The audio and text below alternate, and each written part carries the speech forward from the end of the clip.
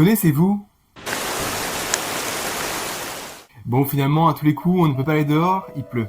Mais laissez-moi, une fois de plus, affiner votre curiosité. Vous connaissez tous, ou certainement, plusieurs rois de France, en commençant par Louis XIV, ou François Ier, ou Henri IV.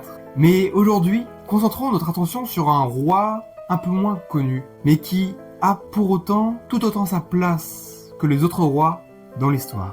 Aujourd'hui, les glaneurs, nous allons parler de Louis XII, surnommé le père du peuple. Louis XII succède à Charles VIII en 1498. Pour petite anecdote, Charles VIII a eu une mort honteuse. En effet, lors d'une partie du fameux jeu de paume, il se prit la tête contre le linteau d'une porte.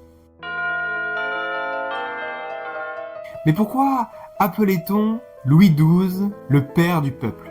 Au cours de son règne, Louis XII a instauré des réformes audacieuses, telles que la réduction des impôts, l'amélioration de l'administration, même si aujourd'hui l'administration, on le sait. En succédant à Charles VIII, Louis XII porte un héritage lourd. En effet, le royaume de France est dans une forte instabilité, avec cette fameuse succession de Louis XI, le roi absent, et de Charles VIII. Ainsi, Louis XII va devoir remettre la France en état. Conscient de la difficulté du peuple, il aurait prononcé les mots suivants. « Je veux que chaque laboureur puisse mettre une poule dans son pot. » Cette déclaration simple mais puissante résume son engagement envers le bien-être de la population.